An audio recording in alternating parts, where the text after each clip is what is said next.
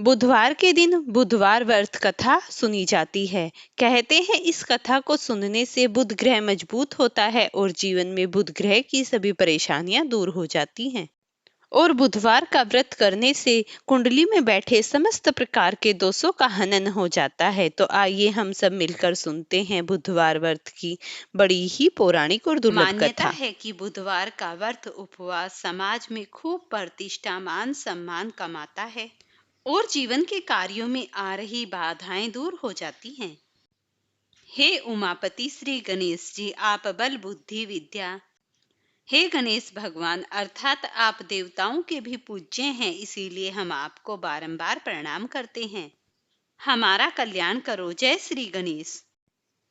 समतापुर नगर में मधुसूदन नामक एक व्यक्ति रहता था। वह बहुत ही धनवान था। मधुसूदन का विवाह बलरामपुर नगर की सुंदर लड़की संगीता से हुआ था। एक बार मधुसूदन अपनी पत्नी को लेने बुधवार के दिन बलरामपुर पहुंच गया। मधुसूदन ने पत्नी के माता पिता से संगीता को विदा करने के लिए कहा। माता पिता बोले, बेटा आज बुधवार है, बुधवार को किसी भी शुभ कार्य के लिए यात्रा नहीं करते। लेकिन मधुसूदन नहीं माना। उसने ऐसी शुभ अशुभ की बातों को न मानने की बात कही। दोनों ने बैलगाड़ी से यात्रा आरंभ कर दी। 2 कोस की यात्रा के बाद उसकी गाड़ी का एक पहिया टूट गया। वहां से दोनों ने पैदल ही यात्रा शुरू की। रास्ते में संगीता को प्यास लगी। मधुसूदन उसे एक पेड़ के नीचे बैठाकर जल लेने के लिए चला गया। थोड़ी देर बाद जब मधुसूदन कहीं से जल लेकर वापस आया तो वह बुरी तरह हैरान हो उठा, क्योंकि उसकी पत्नी के पास उसकी ही शकल सूरत का एक दूसरा व्यक्ति बैठा था। संगीता भी मधुसूदन को देखकर हैरान रह गई। उन दोनों में कोई अंतर दिखाई ही नहीं दे रहा था। मधुसूदन ने उस व्यक्ति से पूछा, तुम कौन हो और मेरी पत्नी के पास क्यों बैठे हो? मधुसूदन की बात सुनकर उस व्यक्ति ने कहा, अरे भाई, यह मेरी पत्नी संगीता है। मैं अपनी पत्नी को ससुराल से विदा करा कर लाया हूँ। लेकिन तुम कौन हो जो मुझसे ऐसा प्रश्न कर रहे हो? मधुसूदन ने कहा, तुम जरूर कोई चोर या ठग हो। यह मेरी पत्नी संगीता है। मैं इसे पेड़ के नीचे बैठाकर जल लेने गया था। इस पर उस व्यक्ति ने कहा, अरे भाई, झूठ तो तुम बोल रहे हो। संगीता को प्यास लगने पर जल लेने तो गया था। मैंने तो जल लाकर अपनी पत्नी को पिला भी दिया है। अब तुम चुपचाप यहाँ से चलते बनो, नहीं तो किसी सिपाही को बुलाकर तुम्हें पकड़वा दूंगा। दोनों एक दूसरे से लड़ने लगे। उन्हें लड़ते देख बहुत से लोग वहां एकत्रित हो गए। नगर के कुछ लोग सिपाही भी वहां आ गए। सिपाही उन दोनों को पकड़कर राजा के पास ले गए।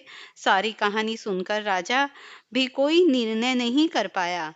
संगीता भी उन दोनों में से अपने वास्तविक पति को नहीं पहचान पा रही थी। राजा ने दोनों को कारागार में डाल देने के लिए कहा। राजा के फैसले पर असली मधुसूदन भयभीत हो उठा। तभी आकाशवाणी हुई, मधुसूदन, तूने संगीता के माता पिता की बात नहीं मानी और बुधवार के दिन अपनी ससुराल से प्रस्थान किया। यह सब भगवान बुद्धदेव के प्रकोप से हो रहा है।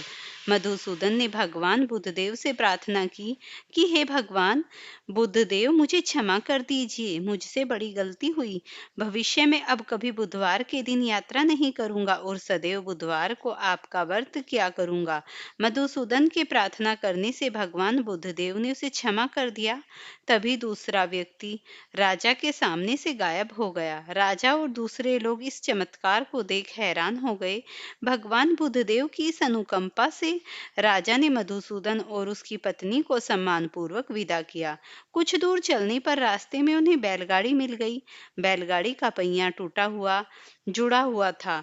दोनों उसमें बैठकर अमृतपुर की ओर चल दिए। मधुसूदन और उसकी पत्नी संगीता दोनों जीवन यापन करने लगे।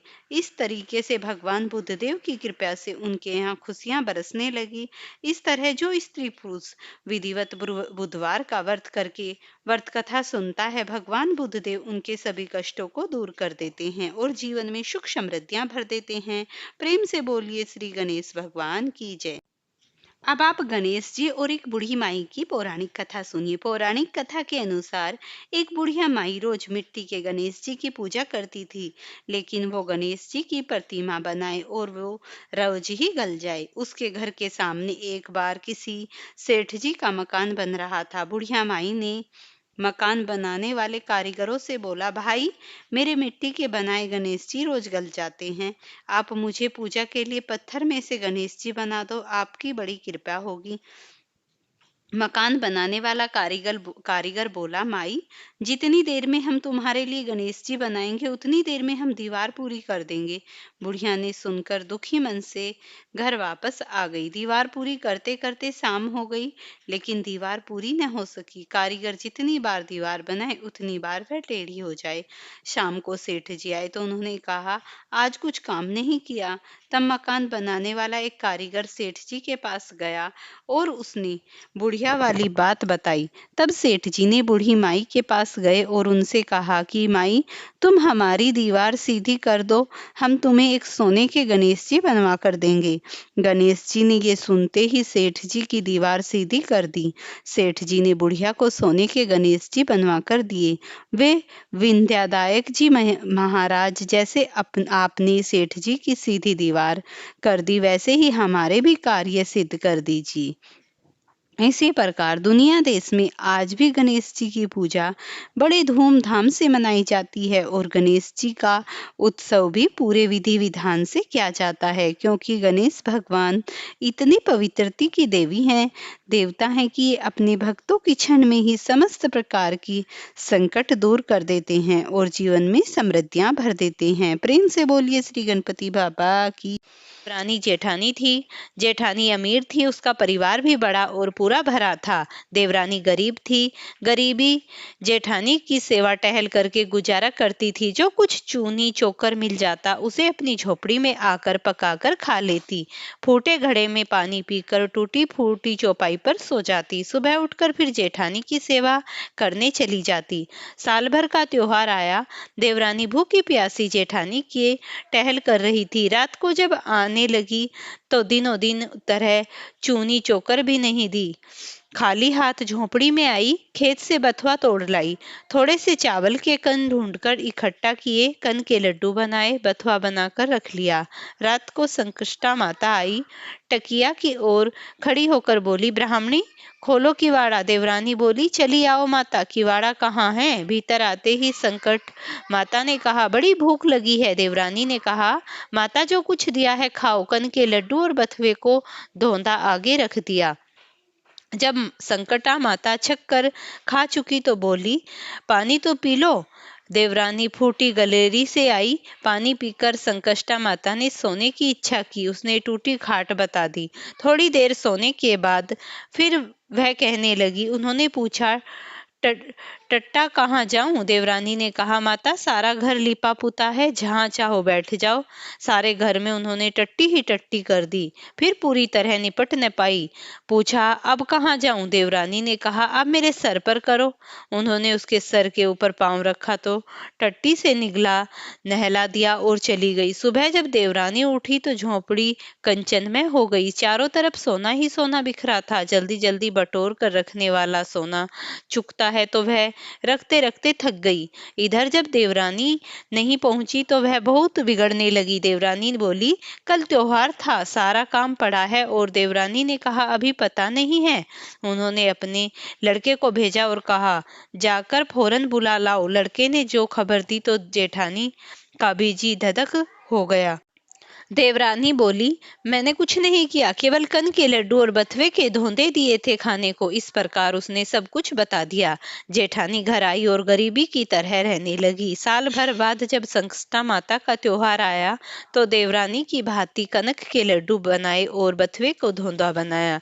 फूटी गगरी और टूटी चारपाई रख दी और संकष्टा माता की राह देखने लगी। रात में जब संकष्टा माता आई तो वह उसने कहा, माता जो कुछ खाओ पियो कुछ छुपा नहीं है। संकष्टा माता ने खाया पिया, टांग फैलाकर सोई और आधी रात घर पर जेठानी की टट्टी से नहला दिया। माता चली गई। सुबह हुई। लड़के बच्चों ने देखा चारों तरफ गंदगी ही गंदगी फैली है। जेठानी भी गंदगी से नहाई निकली। चलन कठिन था। सारा घर बदबू से भर गया। उन्होंने कहा, तुमने कहा क्या? जेठानी ने खिसकाकर देवरानी को बुलाया। देवरानी आई। जेठानी ने बड़े ताने से कहा, तुमने जो कहा था वह सब कुछ किया? देवरानी ने कहा, हमने तो बहन गरीबी का नाटक किया था, तुम्हारे पास तो सब कुछ है। माता अप्रसन्न हुई। तुमने माता का तिरस्कार किया है, इसीलिए माता ने तुम्हें कुछ भी नहीं दिया, क्योंकि माता उसी पर कृपा करती है जो सच्चे मन से संकष्टा माता का पूजन करता है। इसमें असत्य कुछ भी नहीं करना चाहिए, क्योंकि संकष्टा माता सत्य व्रत से ही और सच्ची पूजा से ही प्रसन्न होती हैं और अपने भक्त की सभी मनोकामनाएं पूरी कर देती हैं। प्रेम से बोलिए संकष्टा माता की जय। प्रिय भक्तों, अगर आपको ये वीडियो पसंद आई हो तो इसे लाइक और शेयर करना, चैनल पर नए हैं तो चैनल को सब्सक्राइब। अब आप गणेश बाबा की आरती सुनिए। आरती युगल किशोर की कीजे, तन मन धन नौछावर कीजे, गोर श्याम सुख निरखत रीझे, हरि को शव रूप नयन भरि पीछे, रवि शशि कोटि बदन की शोभा, तिहि निरखी मन लोभा, ओढ़े नील पीत पट सारी, कुंज बिहारी गिरधर धारी, फूलन की सेज फूलन की माला, रतन सिंहासन बैठे नंद लाला, मोर मुकुट मुरली कर सोहे, नटवर कला देखी मन मोहे, कंचन थाल कपूर की बाती, हरि आए निर्मल भई छाती, श्री पुरुषोत्तम गिरधर धारी, आरती करे सकल ब्रजधारी, नंद नंदन ब्रज भान किशोरी, परमानंद स्वामी अविचल जोरी, आरती युगल किशोर की कीजे, तन मन धन नौछावर कीजे। जय जय गणेश, जय गणेश, जय जय गणेश। प्रेम से बोलिए गणपति बाबा की जय। प्रिय भक्तों, अगर आपको ये कथा पसंद आई हो तो इसे लाइक और शेयर करना, चैनल पर नए हैं तो चैनल को सब्सक्राइब करना।